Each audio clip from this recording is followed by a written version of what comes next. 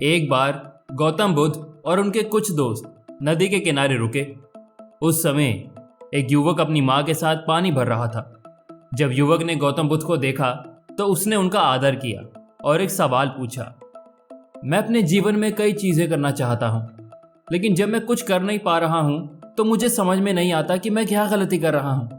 तो मेरा सवाल है, इंसान को अपने लक्ष्य को पाने के लिए किन किन कठिनाइयों को पार करना पड़ता है? इस सवाल को सुनकर गौतम बुद्ध ने कहा, जब तक तुम अपने लक्ष्य की ओर कदम नहीं बढ़ाओगे तब तक हर सवाल, हर संदेह तुम्हारे लिए अधूरे रहेंगे। इसके बाद गौतम बुद्ध वहां से चले गए। अगले दिन वही युवक अपनी माँ के साथ तालाब के पास पानी भरने आया। उसने देखा कि तालाब के सारे कमल खिल चुके थे। तब उसने तुरंत ही एक कमल को तोड़ दिया और इस बात को अपनी माँ से साझा किया। उसकी माँ ने कहा, यह संभावना है कि ये सभी कमल गौतम बुद्ध के प्रभाव के कारण खिले हों। युवक को लगा कि गौतम बुद्ध का प्रभाव इतना शक्तिशाली है कि मुरझाए हुए फूल भी खिल जाते हैं, तो वो उनसे मिलकर और सीखने का इरादा बनाता है। उसके मन में गौतम बुद्ध के शब्द थे, जब तक तुम अपने लक्ष्य की ओर कदम नहीं बढ़ाते तब तक सभी सवाल अधूरे हैं। और फिर उसने सोचा कि गौतम बुद्ध अभी भी कहीं आसपास ही हो सकते हैं, इसलिए वो उनके पीछे चलकर गया, शेष जानकारी प्राप्त करने का निश्चय किया। एक बार की बात है, वो युवक अभी आगे बढ़ ही रहा था और उसके सामने एक बहुत ही घना जंगल आ गया। उसे लगा कि इस जंगल के बीच वो रास्ता ना भूल जाए, इसीलिए वो वहीं ठहर गया। तभी उसको अचानक याद आया कि अगर इस जंगल में वो रुक गया तो कहीं ऐसा ना हो कि गौतम बुद्ध से 2 दिन पीछे चला जाऊं। लड़का इस सोच में डूब गया कि जंगल को कैसे पार किया जा सकता है। तभी उसने देखा कि वहां से एक घुड़सवार जा रहा था। लड़के ने उस घुड़सवार से कहा, मुझे इस जंगल को पार करके गौतम बुद्ध को इस कमल को पहुंचाना है। क्या तुम मुझे अपने पर बिठाकर वहां तक ले जा सकते हो? घुड़सवार ने कहा, मैं तुमको अपने साथ ले जाने के लिए तैयार नहीं हूं, पर मैं तुम्हारी मदद कर सकता हूं क्योंकि मैं भी वहीं जा रहा हूं। कृपया इस कमल को मुझे दे दें, मैं इसे गौतम बुद्ध जी तक पहुंचा दूंगा। लड़के ने सोचा कि अगर वो ये कमल दे देता है तो ये जल्द ही गौतम बुद्ध तक पहुंच जाएगा और उसका काम भी आसान हो जाएगा। लेकिन तब उसे याद आया कि उसकी यात्रा के पीछे और घुड़सवार के मोटिवेशन का सच क्या है। लड़के ने सोचा कि अगर वो गौतम बुद्ध से मिलने जाता है तो उसके सवालों के उत्तर कैसे मिलेंगे, और ये एक ही जीवन का मौका है। जैसे ही उसने अपने उद्देश्य को समझा, उसकी माँ की चिंता छूट गई। उसने घुड़सवार से कहा, मेरे लिए गौतम बुद्ध से मिलना बहुत महत्वपूर्ण है, कृपया मुझे इस जंगल से बाहर निकालने का रास्ता बता दो। लड़के ने घुड़सवार से आगे के रास्ते की जानकारी प्राप्त की और अपने सफर को जारी रखा। अब उसे समझ में आ गया था कि जब वो अपने उद्देश्य को याद करता है तो उसकी मुश्किलें कम होती हैं। वो समझ गया कि ये सब साथ होता है। जब तक इंसान सोचता है कि ये कैसे होगा और कैसे करेगा, तब तक रुकावटें बढ़ जाती हैं।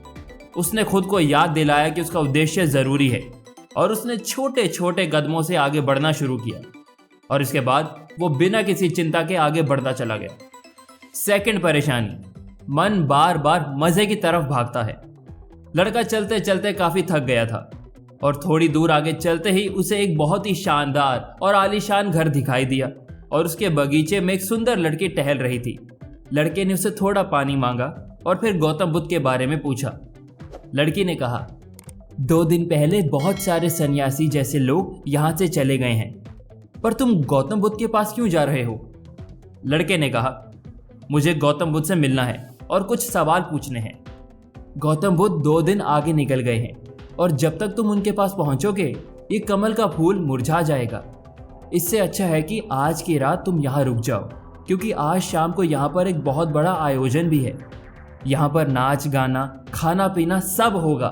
तुम यहाँ पर रुक जाओ और मुझसे दोस्ती कर लो। उस लड़के ने लड़की को फिर से देखा और सोचा कि इस कन्या को मुझ में बहुत रुचि है और ये काफ़ी सुंदर भी है।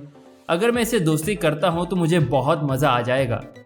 पर लड़के ने थोड़ा सा संयम रखा और सोचा कि मैं इतनी दूर चल के जंगल पार करके इससे दोस्ती करने आया हूँ क्या? और फिर इसकी दोस्ती कितनी लंबी है किसी को क्या पता। क्या पता थोड़े दिन बाद इसका मन ना लगे तो मेरा फिर क्या होगा। तभी उसने अपने कमल को देखा और उसको अपना मेन मकसद याद दिलाया। फिर उसके विचारों में क्लैरिटी आ गई और वो आगे बढ़ गया। पहले तो उसको काफ़ी अफसोस हो रहा था कि अगर बुद्ध नहीं मिले तो ये मौका भी हाथ से निकल जाएगा। पर जैसे जैसे वो आगे बढ़ा तो फिर उसे समझ में आया कि अगर वो थोड़ी देर वहां पर और रुकता तो उसकी यात्रा बेकार हो जाती। उसे याद आया कि जो भी व्यक्ति और वस्तु आपको आपका उद्देश्य से भटकाती है उसे तुरंत उससे दूर हो जाना चाहिए, क्योंकि मन आपको बार बार मौका नहीं देता। समस्या नंबर 3, भ्रमित बुद्धि और आत्मसंदेह। लड़का काफी देर तक चल रहा था। अब शाम का समय नजदीक आ रहा था, इसीलिए उसकी प्राथमिकता थी कि वो जल्दी से गौतम बुद्ध के पास पहुंच जाए। जब वो लोगों से मिलता तो वो उनसे पूछकर त्वरित आगे बढ़ने लगा। उसे लगा कि अब वो अपने गंतव्य के पास पहुंचने के बहुत ही करीब है। तभी एक वृद्ध आदमी मिला और वो वृद्ध आदमी से कहता है वो गौतम बुद्ध से मिलने जा रहा है। पिछले गांव के किसी आदमी ने बताया था कि वो इसी रास्ते से आगे जा रहे हैं। क्या आपको अंदाजा है कि वो कितनी दूर आगे हो सकते हैं? उस वृद्ध आदमी ने कहा, तुमको गलतफहमी हो रही है। इस रास्ते से कोई भी व्यक्ति नहीं गया है।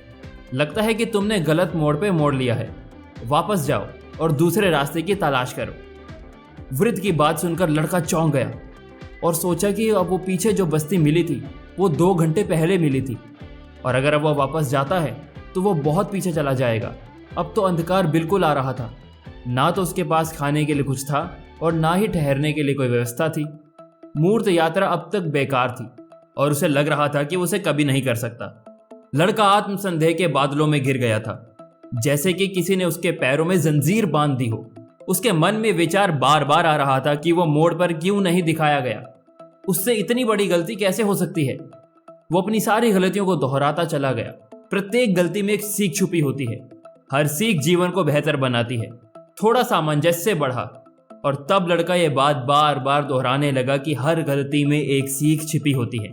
हाँ, मुझसे गलती हुई। मैं जल्दबाजी में सोच नहीं पाया कि मैं कहाँ जा रहा हूँ और लोगों ने मुझे बताया और मैं दौड़ता रहा। जैसे ही उसने अपनी गलती स्वीकार की, उसके मनोबल और भी बेहतर होता गया। निराशा और संदेह के बादल छट गए। वो बैठे बैठे देखता रहा कि बहुत से जानवर पानी पीकर नदी के किनारे वापस आ रहे हैं। तब उसने ध्यान दिया कि गौतम बुद्ध के साथ बहुत बड़ा समूह है और इतने बड़े समूह के लिए पानी की आवश्यकता होती है, इसीलिए वो लोग नदी के किनारे पर ही हो सकते हैं। इसके बाद वो लड़के ने तय किया कि वो भी उसी रास्ते पर आगे बढ़ता रहेगा, और जब वो आगे बढ़ गया तो उसने अपना रास्ता बदल लिया। कुछ ही समय बाद उसका मनोबल भी हल्का हो गया। उसने ये अनुभव किया कि जब मन शांत होता है तो व्यक्ति जल्दबाजी में गलतफहमियों का संदर्भ नहीं देता और उसकी बुद्धि बेहतर काम करती है। उसने महसूस किया कि खुद से शिकायत करना बहुत बड़ी गलती है, जो कि बहुत ज्यादा दुख देती है। चलते चलते लड़का सोच रहा था कि अगर मैं अपने गांव में रुक जाता तो मैं अपने अनुभव से कुछ भी नहीं सीख पाता। ऐसा सोचते सोचते उसे संघ की भीड़ में दिखने वाली और 2 दिनों के बाद वो गौतम बुद्ध के पास पहुंच ही गया। उसने अपनी बारी आने का बहुत ही धीरे से इंतजार किया। फिर जब वो गौतम बुद्ध से मिला तो उसने बुद्ध को एक कमल भी भेंट की। कमल को देखकर गौतम बुद्ध ने कहा, यह कमल पूरी तरह से खिल चुका है। बहुत अच्छा। और फिर वो लड़का बोलता है, 2 दिन पहले तुमने मुझसे पूछा था अपने लक्ष्य को पूरा करने के लिए इंसान को कौन सी कठिनाइयों को पार करना होता है। तुम्हें देखकर और तुम्हारी थकान और मुस्कान को देखकर यह लगता है कि तुमने इस यात्रा में बहुत कुछ सीखा है।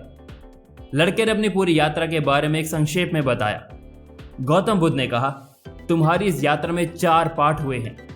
बिना कोशिश के हर सीख अधूरी है। जब इंसान किसी रास्ते पर चलता है तो वो सबसे पहले अपने अनुभव से सीखता है। जब धीरे धीरे उसकी बुद्धि जागृत होती है तब वो दूसरों की गलतियों और सीख से भी सीखता है। जीवन में सफलता का रहस्य जानने के लिए सबसे पहले उसे रास्ते पर चलना होता है।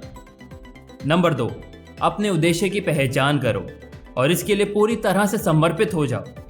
जैसे जैसे तुम आगे बढ़ते हो अपने उद्देश्य की ओर रुखना आसान होता है। नंबर 3, मन को भ्रमित होने से बचाओ और अपने बड़े उद्देश्य पर लग जाओ। जीवन में सफलता इच्छाओं को पूरा करने में नहीं बल्कि उन्हें खत्म करने में आती है। अपने उद्देश्य के प्रति ईमानदार रहो और छोटे मोटे सुख के लिए अपने जरूरी कामों को टालना बंद कर दो। नंबर 4, सेल्फ डाउट के प्रति कॉन्शियस रहो, नहीं तो ये आखिरी तक परेशान करता है। गौतम बुद्ध ने कहा, जब तक हम अपनी गलती स्वीकार नहीं करते वो हमें परेशान करती रहती हैं और आखिर में संदेह का बहुत बड़ा रूप ले लेती हैं। जब भी आपको लगे कि मुझसे ये गलती क्यों हुई है, इतना नादान या इतना कमजोर क्यों हूं, सबसे पहले अपने आप को याद दिलाओ कि हर गलती में एक सीख छुपी होती है। पहले मन को शांत करो, फिर बुद्धि और विवेक का यूज करते हुए अपने उद्देश्य की तरफ आगे बढ़ते रहो। इसी तरह से आप अपने जीवन की बड़ी चुनौतियों से निपटकर अपने बड़े लक्ष्य को पूरा करेंगे। दोस्तों, यदि आपको ये वीडियो अच्छा लगा हो तो कृपया इसे लाइक कीजिएगा, चैनल को सब्सक्राइब करना ना भूलें। और हाँ, हम जल्दी मिलते हैं एक और प्रेरणादायक वीडियो के साथ। तब तक के लिए जय हिंद।